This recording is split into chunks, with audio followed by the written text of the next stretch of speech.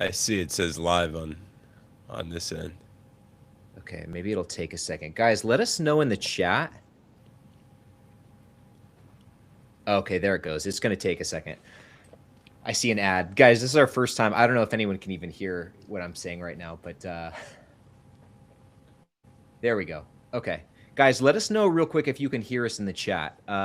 We should be live. We should be good to go. This is our first time. We're streaming through a new platform that we have not used to stream before. So kind of working out some of the kinks. But yeah, let us know here in the live chat if you can hear us okay. If so, welcome back to another episode of The Deep End. It's been a while since we put out an episode. It's been about 2 weeks. It's been even longer since we've done a live stream. I was looking earlier today, and it's been since I think November since we've done a live stream. Okay, looks like we're good to go. Everyone can see and hear us. But with that said, guys, we missed you. It's good to be back in the saddle with you, Mr. Gutman. Where are you? Which log cabin are you coming to us from tonight? Where in the Man, world is Ari we are Gutman? coming in live from a treehouse actually in Costa Rica. So it's man, it feels like it was just yesterday, Ryan. We were in Vegas together, and then New York together, but we didn't get to get together in New York. No, we were two Both ships cases are passing my in the night. bad. No, it's all good. It's all good, man. We were two ships passing in the night and ended up it's been a busy couple of weeks, guys. I don't quite remember why we missed a couple weeks ago, but yeah, I think things just got busy. So we apologize. It's good to be back with you all. It's good to be live with you all. Sir Dude Bro Man, let me see if I can pull his comment up here on the screen. Uh right here says, I was surprised to see that you guys were going live tonight and glad I found out before it happened. So normally, we typically will put out our episodes on Sunday, but I dropped the ball yesterday. Yeah, it's just been busy, guys, but good to be back with everyone. Ari, how is Costa Rica treating you? What's going on over there? What are you doing over there? Oh man, dude, I'm like, I'm living a dream, man. I'm living a dream. I'm in the forest. I'm close enough to the beach where I can walk down there. I'm basically in an area where it's all surfing and yoga, and just people zenning out. And so I was just enjoying, man. Just in pool for like 3, 4 hours before this call. Super Wow. relaxed. The market's going crazy, and I'm just watching the storm from afar. Yeah, so let's kind of break that down a little bit. So yesterday I was scrolling on X, and I feel like this happens every Sunday night. You'll start seeing posts on there, people literally saying the market's going to crash tomorrow. Do not look at your portfolio tomorrow. Stocks are going to absolutely plummet. It's nothing but doom and gloom and fear and a lot of bad stuff over there. And lo and behold, yeah, I think the market opened up a little bit red today. But then there was a long period of time throughout the day where it was actually up in the green and looked like it was doing pretty well. The market did end up, I think it finished down in the red just a little bit today, but pretty interesting times. What do you make of all of this chaos going on in the market right now? A lot of moving pieces. What do you think about it all? Yeah, near-term volatility, long-term victories for those who get in. You know what I've been seeing a lot more of, Ryan? Hmm. Fellow creators saying that they're not buying the dip right now. And Oh, and really? that kind of yeah, there's some creators out there who are like, I'm not buying the dip. And I almost I almost feel like that could be misleading, I think, for the masses. Um, I think you should dollar cost average your way into the dip because we just don't know. I don't, it's. I was watching something earlier today. I think it was with Larry Fink, but the question was, are we at the bottom? And he was like, well, I see more volatility ahead, but I also I don't know, right? And it's just like, yeah, because no one knows, like it could be a bottoming out, it could not be. I think a lot of it's going to run on emotion, like we're in that correction territory. And I think Hmm. if more fear just continues to sink in, we'll just get a bigger shock wave. But either way, like I don't know. I'm a little shocked to see some of the creators out there that I saw posting that they're not buying the dip post that, because I think it, on the flip side of this, it's like, when did predictions ever fare anybody any well? You know? Yeah, that's a great point, especially if these creators or these investors are like, especially if their portfolio primarily consists of ETFs and index funds, right? Like to not be buying right now is, I don't know. I feel like it kind of goes against the whole premise of that style of investing. Like you do that to automate the process and make it hands off and make it so you don't think about it. And at the end of the day, it's like, what happened to timing the market versus timing the market? I think that phrase goes hand in hand with being like a passive ETF or index investor. And so it is kind of interesting to hear that that's a sentiment that's getting passed around. And now that you mention it, I've seen some of those tweets as well, or posts as well. I don't know if people call them tweets anymore. I don't know. It's kind of a hard thing to get to not say, right? When you think of Twitter or actually think of tweets. But um, yeah, I don't know. In the couple times that I've seen those posts as well, it is kind of silly to think about.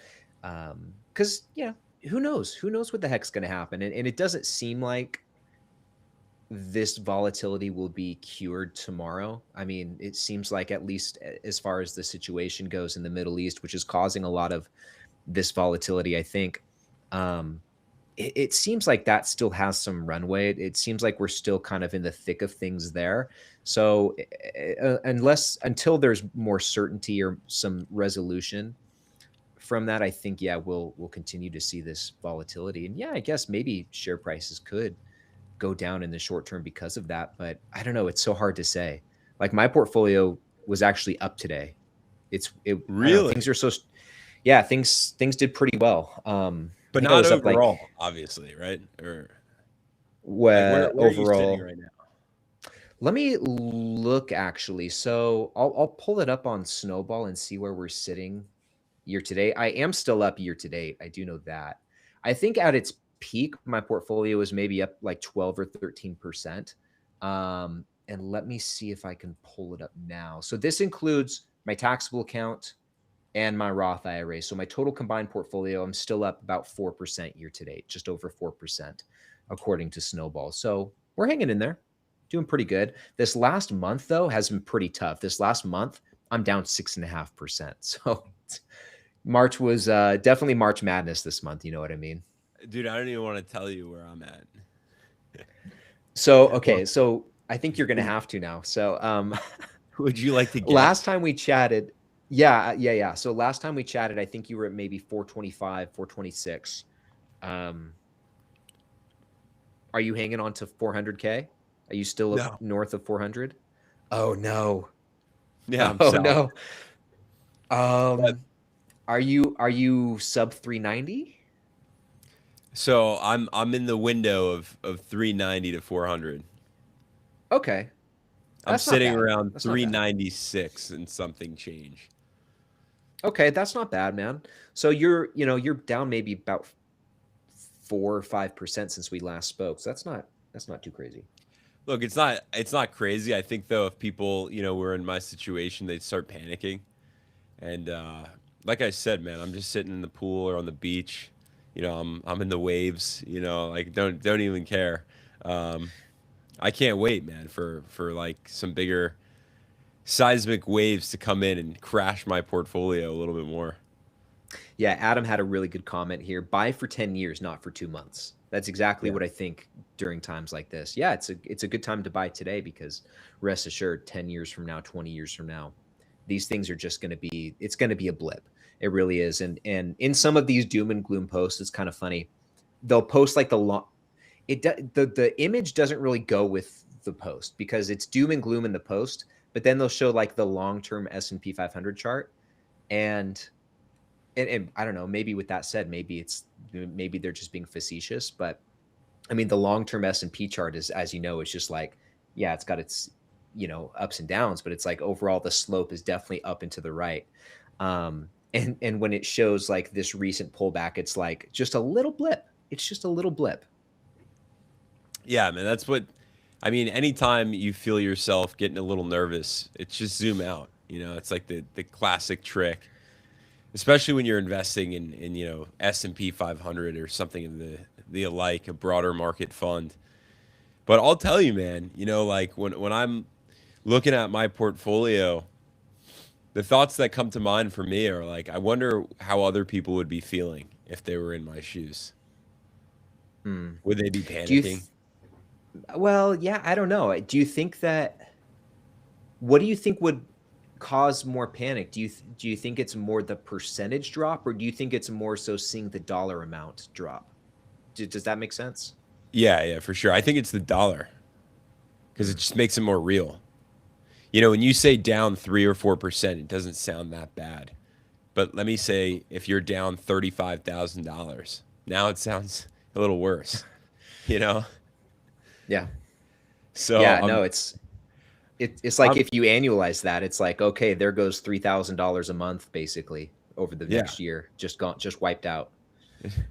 I'm like sitting here, man, and the one thing. So I was dollar cost averaging by like 2 grand each buy-in over the past couple of days to weeks, and I'm waiting to get some checks coming in because I know we're gonna have a big bout of volatility potentially this week, and Yeah. I can't wait. I can't wait to just buy what I'm buying.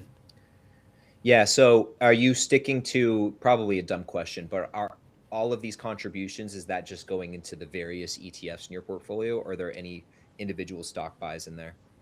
Well, there's the one there's Alphabet that I'm trying to become a Oh, that's voter right. of. That's right. Well, So good. This helps you chip away at that. yeah, exactly.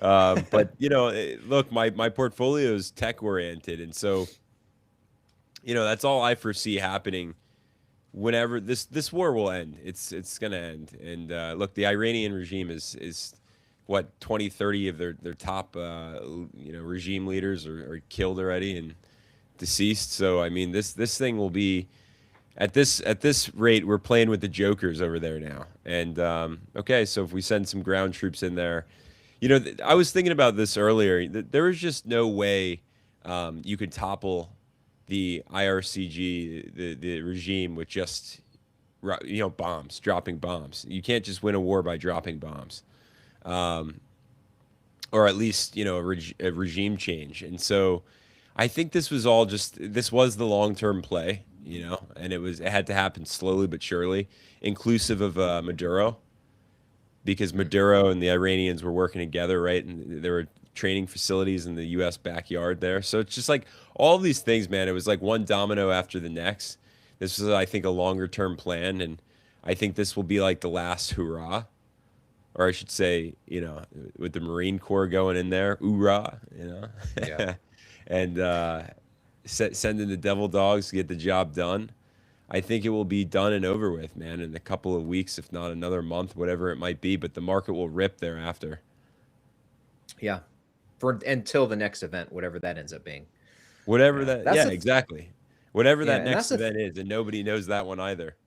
no, I know. And that's the thing, man. When I think about these periods of, I keep calling it chaos, but it's interesting. It is a bit chaotic, but at the same time, in a world as big and crazy as ours, there's always chaos. There's always things that are going to create volatility in the stock market. At the end of the day, it's like it's this complex dynamic system. It's always changing, it's always evolving. There's always events to make things go up and down. There's always things to impact it. And I think that as investors, that's something, going back to your question about, maybe, I don't know, your question or your statement about people potentially freaking out, seeing, if they were in your shoes, seeing their portfolio go down that much. On the other side of that, this is just what you sign up for. If you're going to be an investor, like, this just comes with the territory. And these swings, especially in the dollar amount, though, just as your portfolio grows, naturally those swings in dollars are going to become larger and larger and larger. And so I think the hope is that, like, you, along the way, you'll have experienced these types of things before with smaller dollar amounts, so then hopefully you can kind of build up that tolerance for it. And I think this is kind of, I think about someone who, like, let's say that there's someone who inherited like a large amount of wealth. Maybe they inherited $1 million recently and put it all, it was all in the market. And now they have their eyes on it. And then all of this chaos starts and they see their portfolio drop. Maybe it dropped 10% or 15%. You know, they see 100 grand or 150 grand gone like that. Now that person, I really feel for. That person probably is freaking out because they didn't have the chance to kind of um, build up their portfolio from the ground up and get used to those swings along the way. I think that's a pretty underrated and important part of this whole investing journey is like experiencing that volatility at those different levels. And yeah, over a long period of time, I think that that's how you build the resilience you need to keep building it. Because if you don't have that, it's like you're gonna, what are you gonna do? You're gonna end up panic selling when you see the dollar amount go down, and that's like the worst possible thing you can do.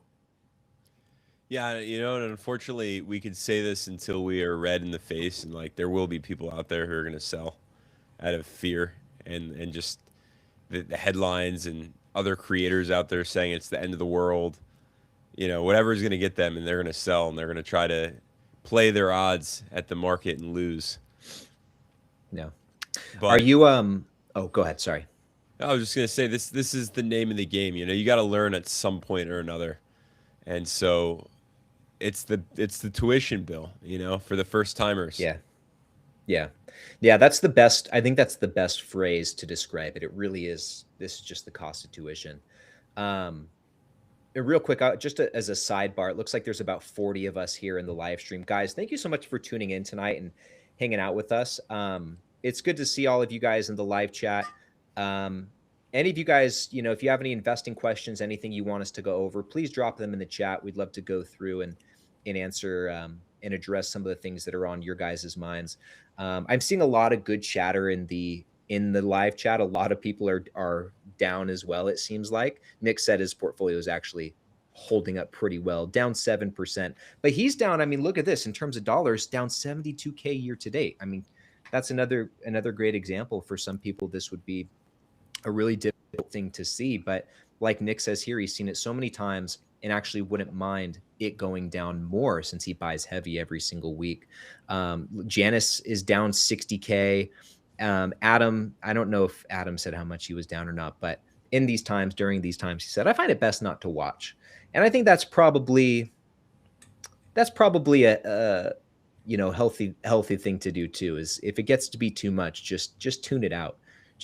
Don't pay attention to it. Man, even when times are good, I don't watch anything. It's like I read what I have to on a day-to-day basis, and that's it.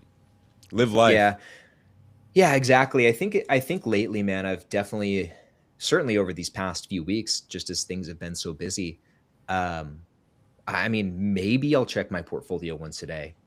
There's been some days where I haven't even looked at it and I just haven't even known what's going on. But I don't know. I think that's we've probably talked about this before, but I think that's one of the good benefits to being a buy and hold investor. Is not like, you can have those periods where you can tune out and just go to the beach for a few hours or sit by the pool and not really worry about what's going on in the stock market, because it doesn't impact you over the long term.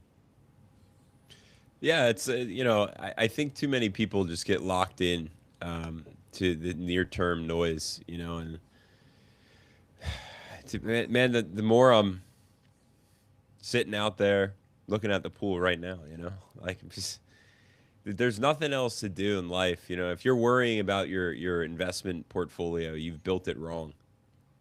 Yeah, that's a great I point. think, unless you want to Yeah. be an active day trader, but again, you're then categorizing yourself as a trader, not an investor. And so I think if you want to be an investor, like the investment portfolio should allow you to sleep at night. Now that could look different from mine or Ryan's or anybody else's, but you got to feel comfortable with your portfolio Yeah. and then get busy All right. living.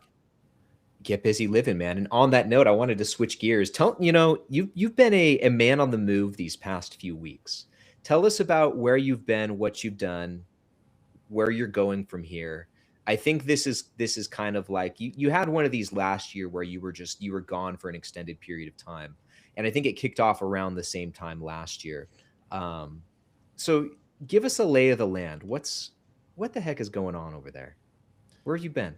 So man, I kicked off well, I was in Cyprus for like 24 hours.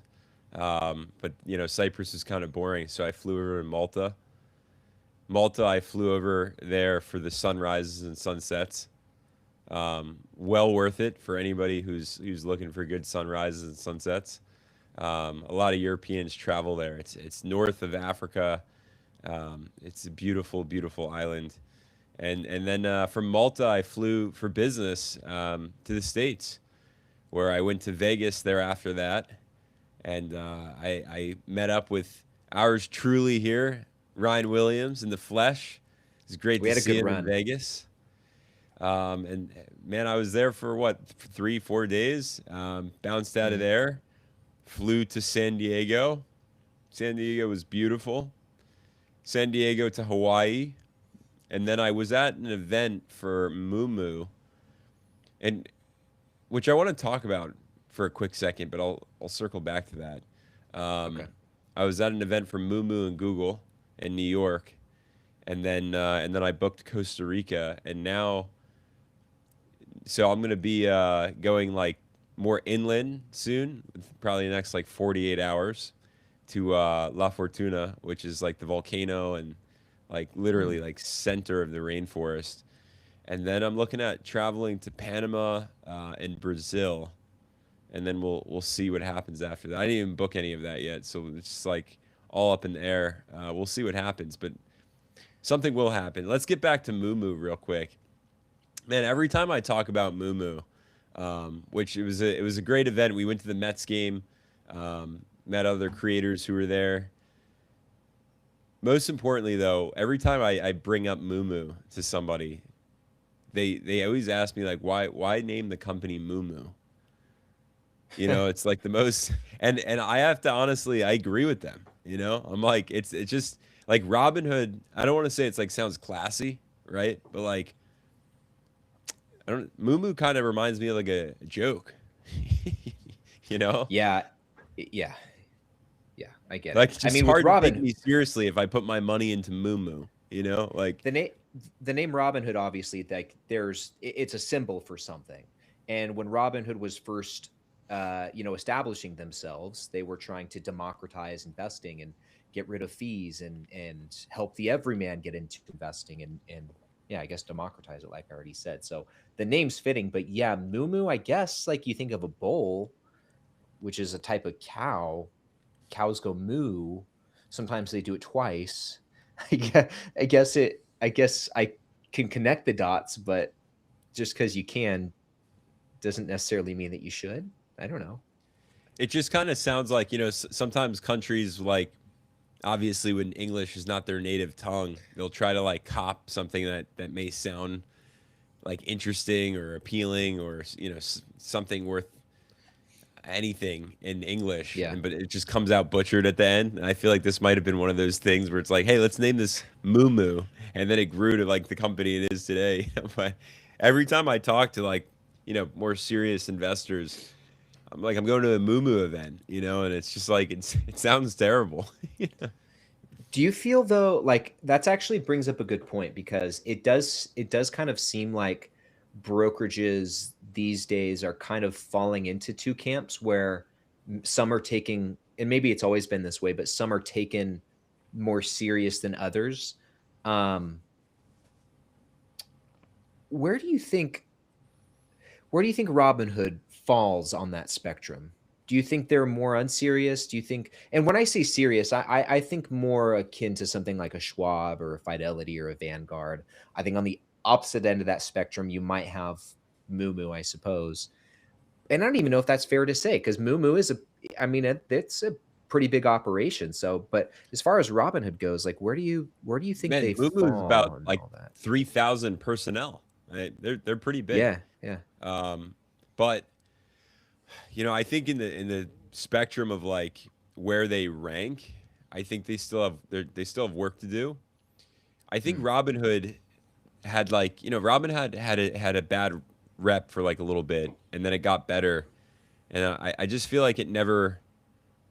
I don't know. Some of these newer brokerages with like all the bells and whistles, I kind of feel like just never really became like these dominant powerhouses of brokerage firms, right? And I think that we have the leaders already in place, the Fidelities, Vanguards, Schwabs.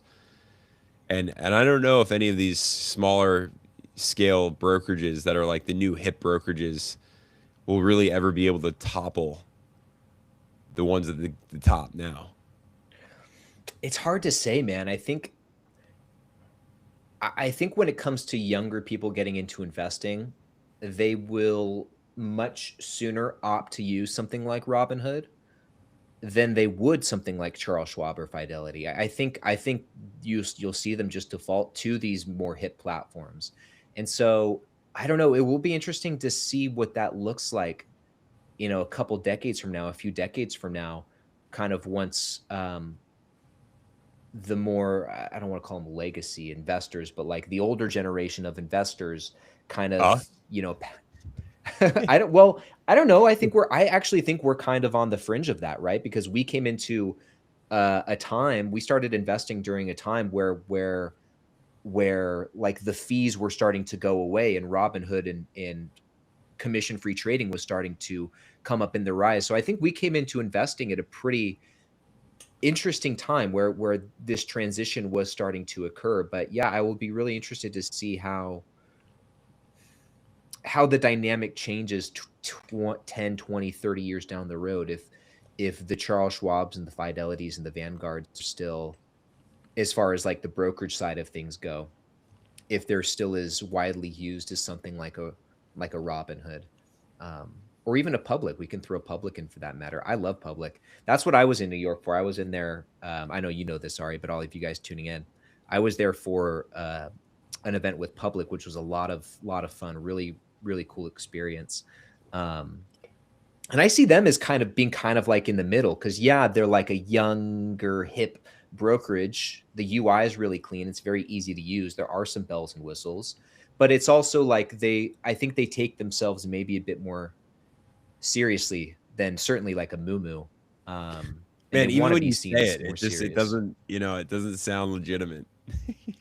When you It's like say you're the name, pulling my leg with Moo, yeah, like yeah. Let me ask you this. I think we talked about this, but maybe we didn't. But when it comes to Robinhood, what do you think about prediction markets on the platform? Because I feel like they've been getting a lot of pushback for adding that feature to their platform. What do you make of that?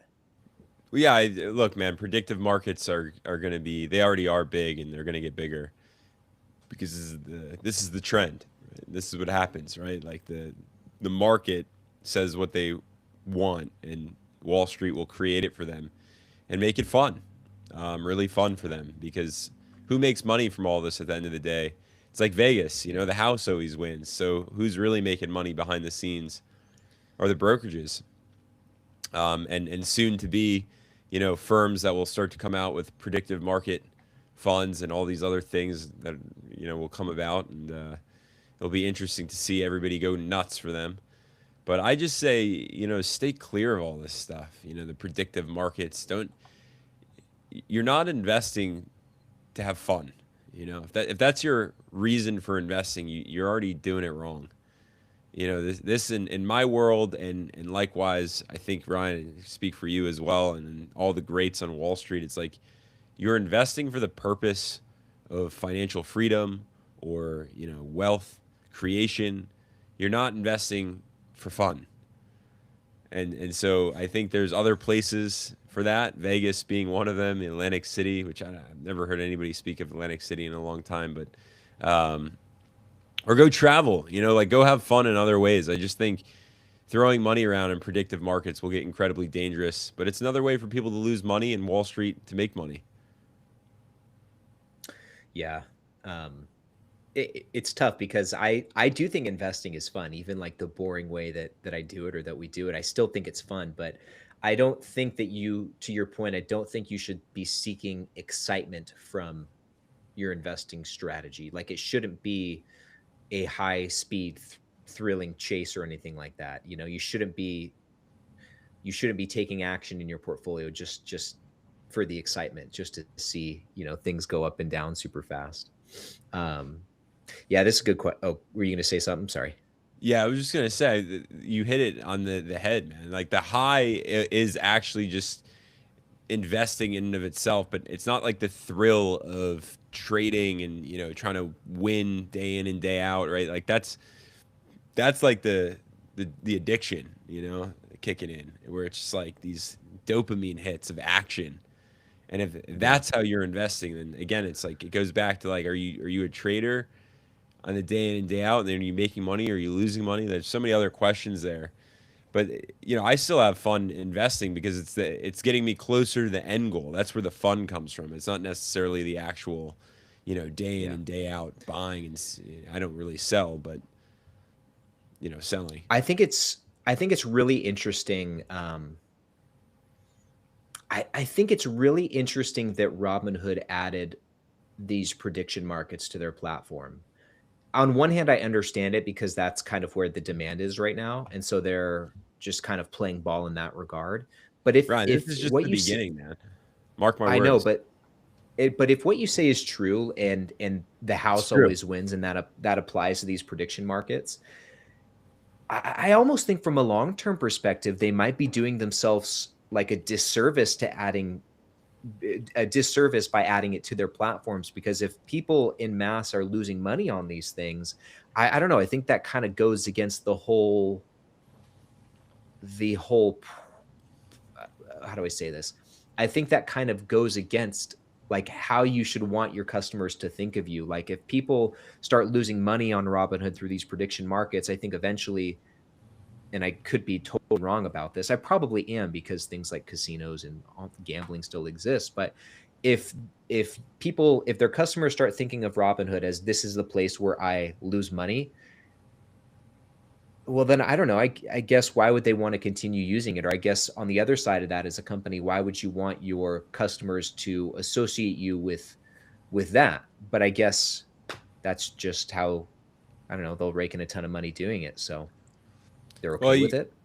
you gotta realize it's like who's first to market, and it's always a big race, and who's gonna be first to market, who's gonna be first to either you know be the trend setter or to create the actual trend that the market wanted. And so Robinhood just happened to be leading the pack. But mark my words, man, you're about to see a lot of investment vehicles that will come and try to swoon more investors into predictive markets. And you talk about, will it ruin the reputation? I don't think so. No, Hmm. because by the time the reputation would be ruined, like quote unquote would be ruined, there's going to be another trend, and Yeah, the that's a good investor will point. be on to the next thing. So ETFs are still big right now, but like leverage funds, just think about that. Like leverage funds are like cooling right now. Dude, I don't remember who it was, but I saw a fund on X, a fund issuer posted about it. It was like a 5x gold, 5x leverage gold fund. That is crazy to me. 5 5x. You know, the crazy thing about these leverage funds though is you can just keep adding numbers to that, right? Can't you? Like you can go 6x and then 7, and there really even a cap to how many x's of leverage you can have? There's a lot. There's behind the scenes, like, conversations going on, and but again, you make your case, you state your case, and things get passed. I mean, Yeah. like Wall Street's Wall Street. What can I say? And I think the worst part is like Wall Street's just creating the products that people want to buy. And so the question for Wall Street is, how do we make money off of what the market wants? But people have some pretty stupid ideas for what they want. Like I do genuinely believe people don't actually know what they want, nor do they actually know what they really need. And so it's like this approach, like this shotgun approach to like, hey, let's just make all these products or see what the market wants when they're shooting off, their shotgun approach of like what they want, and then we'll just create these. It doesn't mean they're good ideas, it means Yeah. they're money makers, and we know that there's buyers, so we're gonna make products because we know there's buyers. Yeah, that's a good point. I think at the end of the day, people do know what they want with all of this. They want to get rich, they want to build wealth, they want to quit their jobs, they want to retire, but they don't know how, and they want to do it as fast as possible.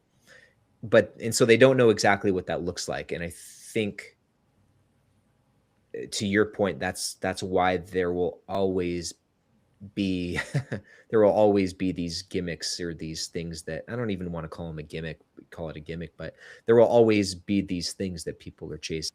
I guess to your point, it's just something that will never completely go away.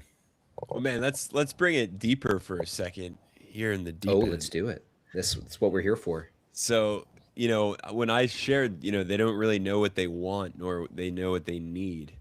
Um, and then you just said like they do know what they want. They want to be rich, right? If we go a little bit deeper with that idea, they don't even know what it means to be rich.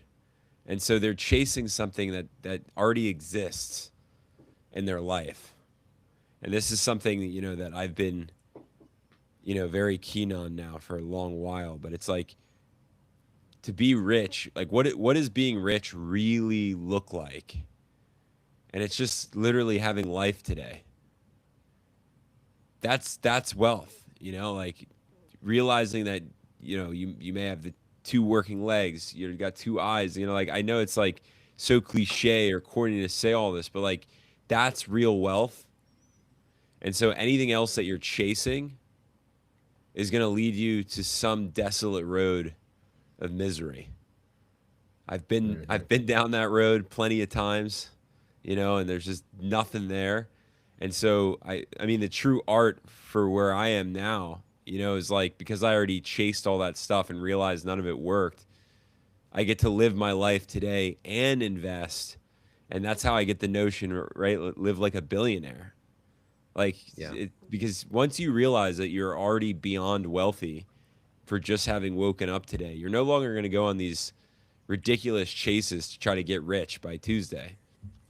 This is all going to come to an that's a end. great that's a great point, man. And it's the idea of wanting what you have versus wanting what you focusing on what you have and being happy with it versus wanting the things that you don't is, I think, for a lot of us a constant work in progress, especially with the advent of social media. I saw a guy online on social media actually who said that he took like, I don't remember exactly how long it was, but it was a number of days. He did a social media cleanse where he just didn't open it for a number of days. And I guess this isn't too surprising what I'm about to say, but um, his results, I guess, or what he noticed was more of more contentment and being just being a lot happier with where he was at in life and the things he had. Exactly what you were describing. He was living like a billionaire, or found it a lot easier to do so compared to when you know he allowed himself to just doom scroll every day, or just go online without regard or restrictions.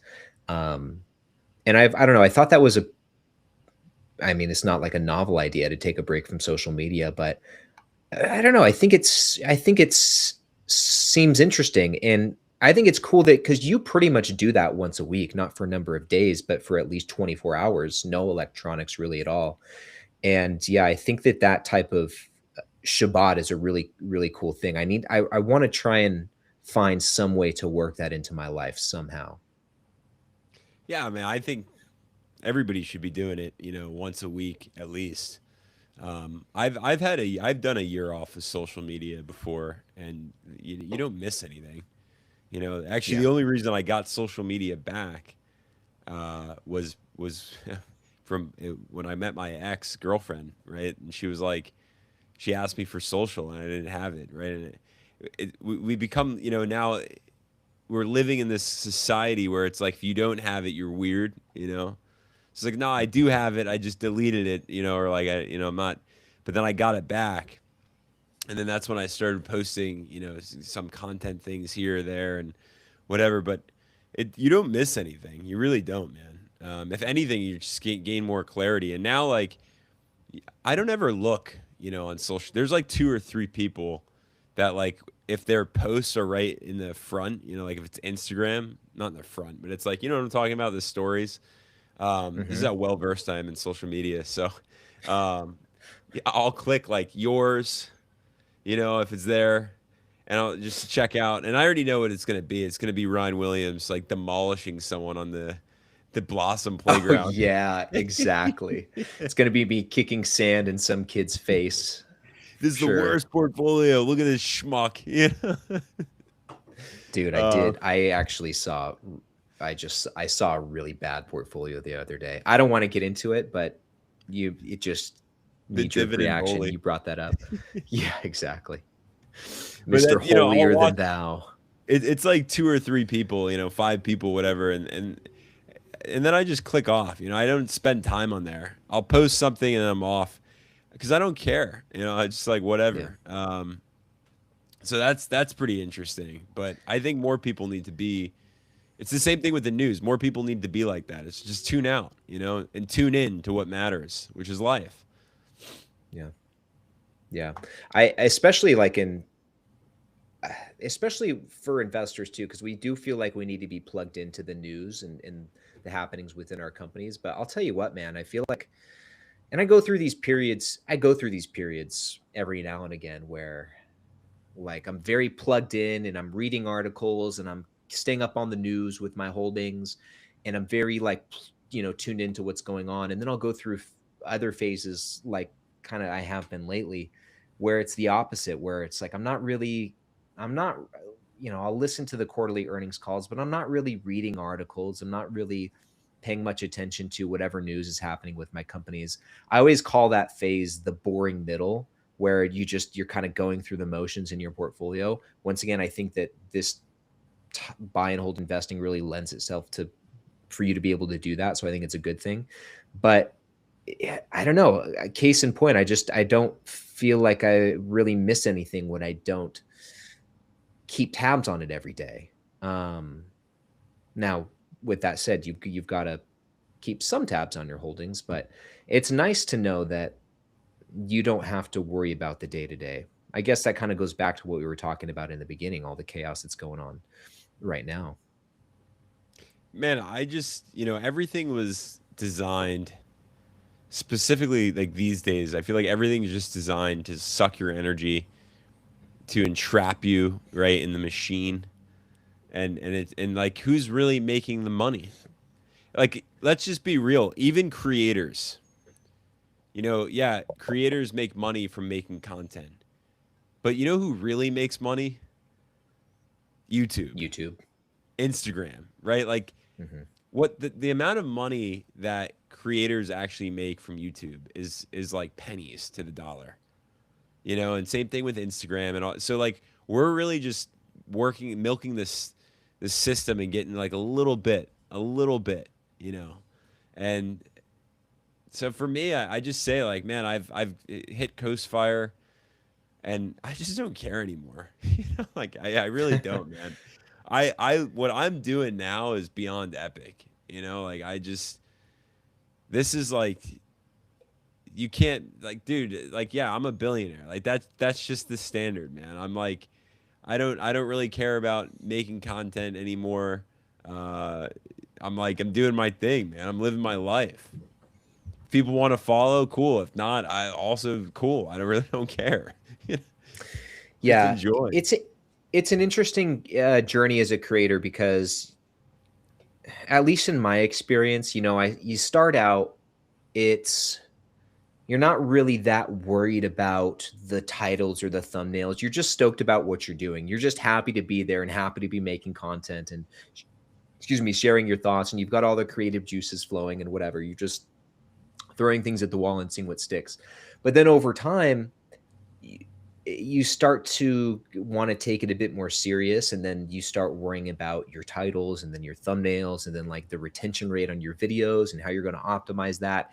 And you can get too deep in the weeds. You can get too deep in the weeds doing that for sure. And that's when that's when it kind of stops being fun. That's when you start doing things for the wrong reasons. And then you kind of enter this third stage where hopefully not everyone gets to this third stage, but if you do it long enough, I think you can pull yourself out of that need for everything to be super optimized and kind of go back to the grassroots, go back to square one and remember why you do it in the first place, just for fun. And you don't worry as much about, yeah, you've kind of exercised those optimization muscles, so it's kind of like second nature at this point, but you're not as concerned with the ums or the stutters or being super optimized all the time. You kind of find a healthy balance, and I think that that's kind of the stage that I'm in now, and the stage that I hope that I stay in forever. Because, like, I've said this before, but at the end of the day, like, it's just YouTube videos. Yes, it's a job for many, and it can be a serious thing, but they're just videos. It should be fun, especially when it comes to talking about something like this that is your hobby. It should especially be fun. And I think the second that you lose that, um, what's the point? What's the point of even continuing on? Because it's at that point it's gotten so far away from why you started in the first place, I think. Well, I always look at it like this, man. Some creators do this for the clout, and they got to have like 1 million subscribers because they got to, they want to look at it. To me, it all boils down to either being secure or insecure, and like, Mm, and it's not just creators, it's everybody. But like, when you're really secure, man, you're not chasing anything. You just are. You're gonna enjoy the journey. You just are. You don't really care about like all the mm. metrics, right? Because like the I one like that. metric that matters is the infinite game metric, and that metric is the gold. And the infinite game metric is like literally, are you just having a great day and a great time doing what you're doing in the day to day? Mm. And I think a lot of people, it's easy to spot in social media, man. Like it's just the clout, right? I gotta hit this amount of subscribers. I gotta get to the million. Man. The more like the days that pass by, I'm like the less I even want to be on anything. Like I was just walking earlier, down the street here. I was coming back from like a fire taco place, and I was like, man, it's so easy to just like flee to a different country, recreate your entire life, and just like go entirely off the grid. Kind of like a Bruce Wang type of thing, right? Like just totally disappear. I was like, I Yeah. could just disappear, like and that's a pretty sexy and attractive idea to me, man. Like don't be surprised if one day you pop over the deep end and I'm just nowhere to be found. I think it'll make it a lot easier to do so. At least in my case, I think it would make it a lot easier to do that after reaching financial freedom. But even at that point, like I said, if it's still fun, if it's still fun, keep doing it.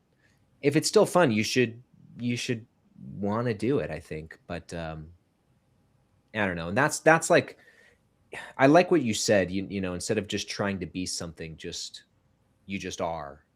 And I th- I don't know, I guess that's kind of where I'm at now with this whole creator thing. And yeah, I guess I just want to maintain that, because that's to your point, that's how you play the infinite game in this thing. I don't know, I'm kind of rambling at this point, kind of thinking out loud, Well, again, just man, gibberish. you either do something for one of two reasons, right? You're doing it for the money or you're doing it for the soul. And you just got to figure out why you're doing it. For example, my brother, he got a new job, and I'm super happy for him. But he's going in the Hmm. office 5 days a week, and meanwhile I'm like here like swimming around on a Monday in the afternoon in Costa Rica in a pool, like. And yeah, I was working today, but I love what I do, and I don't report to any Yeah. office, and it's just what he like, and like, yeah, he's making a great salary, man. My brother's making a killer salary, but at the cost of what? His soul, Hmm. And we had this um conversation actually the other day because he's in between two houses that he wants to buy, and I was like, John, man, like you're asking me about 10 years out right now. Like, it's impossible to predict, what's going to happen in 10 years. And, if your son, if your son's going to grow up in this house, or like what, like, just, do you like the house or not like the house? And, buy the house if you want it. You could sell it in a couple of years if you want, like, this is really, I think humans just get too locked up in the mental twists and turns of life, thinking that, like, literally they're locked up. Same thing with Mm. careers, right? People choose a career and they're like, I can't quit now, because I didn't I didn't do a year. I didn't do a year at this company, right? Or I have to hit 5 years, whatever it is, whatever fake milestones you have for yourself. Could it be admirable? I guess. But at the end of the day, like, yeah, you just, I mean, life goes by. Life is going to go by, and you're either living or you're existing. And I'll be damned, man, if I'm on that side of existing again. Like, I won't go back to that. How do you keep yourself from going back to that? I book a ticket to Costa Rica. No, like, well, Ryan, man, before I came to Costa Rica, of course, I called Ryan when he was at JFK, and I was at Newark, and I was like, hey, man, I got a crazy idea. And Ryan immediately said, I'm not booking a ticket anywhere. And, No, because I thought you were going to tell me JFK was a nightmare, guys. It took me 2.5 hours to get through security. I was like at the front of the line, and I just finished telling Ari all of this. So I thought he was going to tell me to get out of line and hop over to Newark. So sorry. come I hang just wanted out. to add that context. Yeah. What But, else you got going on? no, I think that, you just, do things. Like, I just, man, I say this so often, and people really don't understand. I think I've said it here on the deep end before. I'll say it again. People really don't understand the notion. They think it's a morbid notion, what I'm about to mention. And to that, I say you need to think a little bit deeper and really be locked into the moment of life to understand what I'm about to say. So lock in with me real quick. I don't set alarm clocks because tomorrow is not promised. That's not a morbid thought. That is literally as real as it gets. So I don't want to be in the business of assuming that I have tomorrow. All I got is today. Is what I did today sufficient? That I enjoyed today? And what happened to me, man, and I've been living like this for years now, but like, because I don't set the alarm clock and because I don't assume that I'm just going to wake up tomorrow, first of all, I'm fully locked in on today. No one out there, I guarantee you, no one out there is going to live today like I'm living today. Impossible. Especially if you're setting an alarm clock. You're already behind. So the other point to that, though, is if I wake up tomorrow, I'm pleasantly surprised I just woke up. It's like, whoa, like, it's another shot, it's like really just this feeling of like elation, and I'm up again Mm. and I got another shot. Like, it's crazy. But this is like, these are all little things about how I've been living my life, and it's a practice.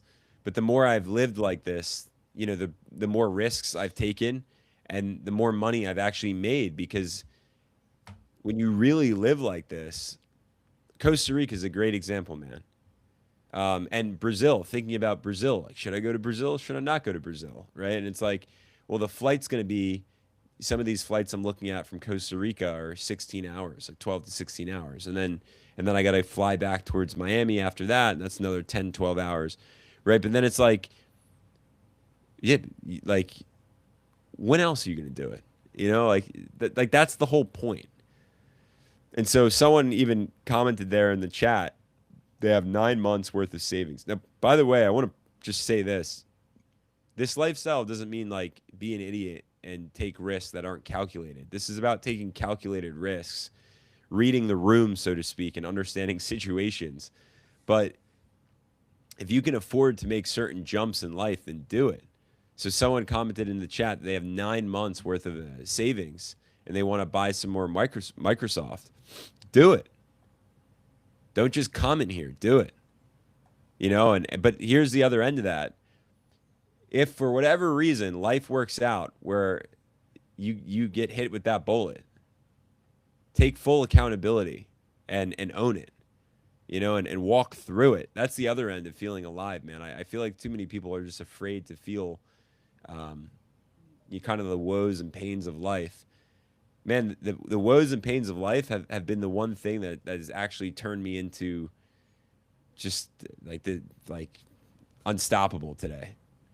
Right? It's like just because Yeah. it not like these feelings of life, that's life, to feel it. Don't be scared. Yeah. What is nothing to be scared of? Yeah, I totally hear that.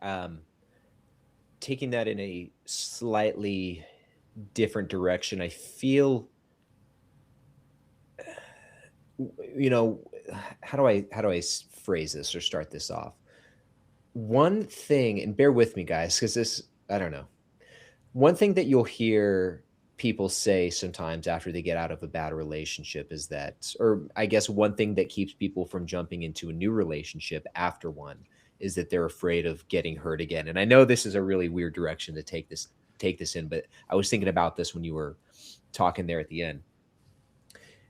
You'll oftentimes hear people say that they're afraid to jump into a relationship because XYZ happened in the past or whatever, so they feel closed off.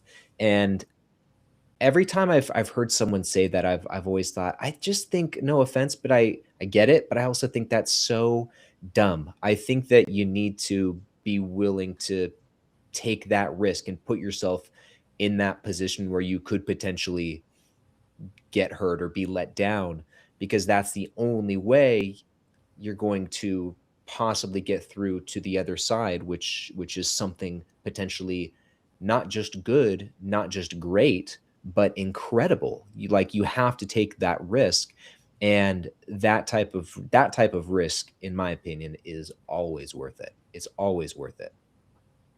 100%, man. I had someone had asked me a bit ago, like in regards to relationships and getting out of a relationship.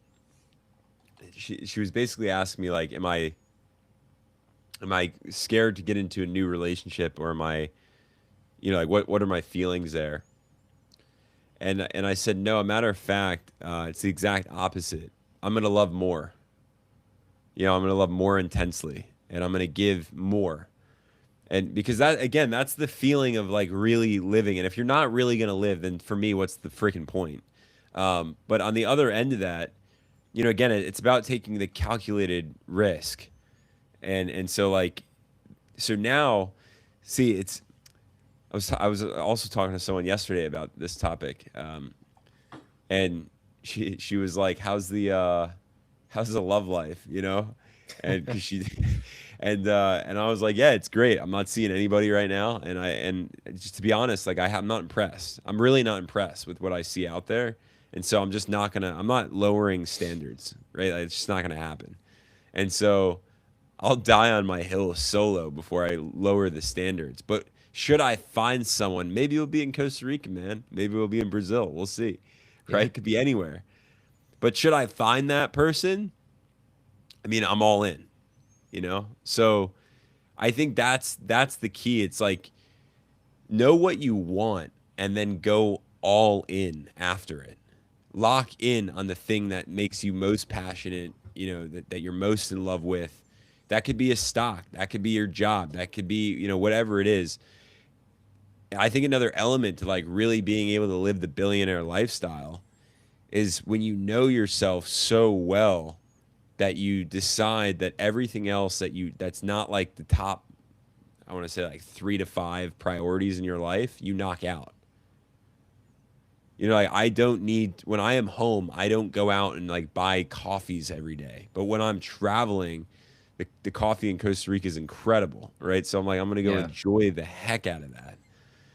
And that makes all the difference, So I'm not gonna waste my time, on stock opportunities just because all these stocks are down and it's like gotta buy them all. No.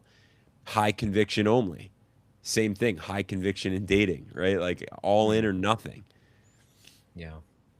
Yeah, absolutely. It's funny because during these times, going back to the stock market, when things in mass are going down and you start seeing all these great buying opportunities pop up, it can be tempting to kind of cast a wide net and start building positions in all these different companies because there's so much that looks good. But there's something to be said for having that one or those two really focused decisions, having those one or two highest conviction stocks that you really focus in on. And I think in the grand scheme of things, that's a much more powerful approach to constructing your portfolio than to cast that wide net. Unless you're trying to build like 100 position portfolio, which who wants to do that? But that's kind of how I tend to approach these instances in the market. And it's tough. Like it's actually, I think it's an exciting time to be an investor, but it's also a difficult time because you have to deploy that discipline, which is not always easy when you're seeing so many stocks whose like dividend yields are way above the average right now. But I think you'll be better off deploying that discipline and following that. And so, like personally speaking, man, like I said, I feel like I see so many great things right now, but I've got my sights set on that one. I'm really holding out for Rollins. It's like my great white whale. I'm Captain Ahab, and I'm going for that one stock. I'm just watching that one right there. But in the How meantime, you've much got are some how much are you others. going to invest, man? So, I mean, I'll build that position out over Mine's like time, but $300. I mean, ultimately, I would love to have it be. I don't know. I could probably put 7 or 8 grand in it, um, like early on. I don't know that I would lump sum that all at once, but I do a chunk here, a chunk there, a chunk there. You know, I would kind of do it like that, um, and try and take advantage of that opportunity. But I still think I'm still think it has some room to come down. And Joey, you know, when he was talking about his emergency 9 month emergency savings, was talking about Microsoft. To be honest, and I might catch some heat for this, but I still think Microsoft has some room to come down. It's come a long way for sure, and it's looking better, but I still think it's got some room before it really starts being attractive. That's just me personally speaking. I know a lot of people would disagree with that, but and that's how I feel about Rollins too. It's down quite a bit so far this year, but it's like, man, it's still freaking expensive. It's still expensive.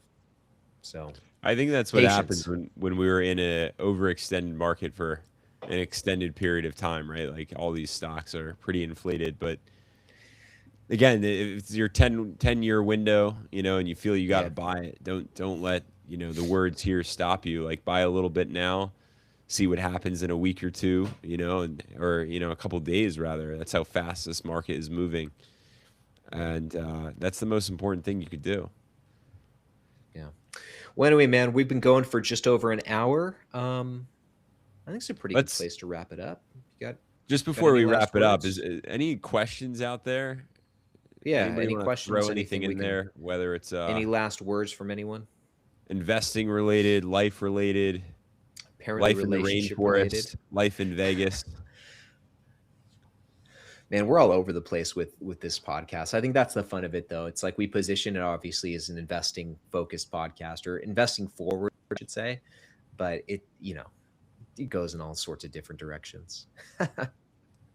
Well, you There's know what, man? Shannon. You Shannon's know, in the building. it's really the community that we've built that's epic. You know, yeah, it's investing centric, but it could just go anywhere. And the reality is, we're all like minded, and so that it just works really well. Joey's in the building. What's up, Joey? Joey's the best. Joey's a fellow Moo attendee. Did you meet Steph and Dan? I think that's their name. Steph and Den at the Moo event. Married couple. They're Canadian creators. Uh, I don't recall. Okay. I think they were there as well. Well, Patron said I'm trying to read that bum, now. bumbaclot. I don't know. I know that word. I don't know what that word means. I know it's like a Jamaican word or a Rastafari word, but Yeah, I'll um, give a nice word, you know, here. okay. It's so when I got here, I was here for like a good 24 hours, and my brother had called, And he was like, "Have you learned what Pure La Vida means yet?" And I go, "No." And it basically means simple life. Like just keep it simple. Take it easy, keep it simple. And man, it's such a beautiful phrase.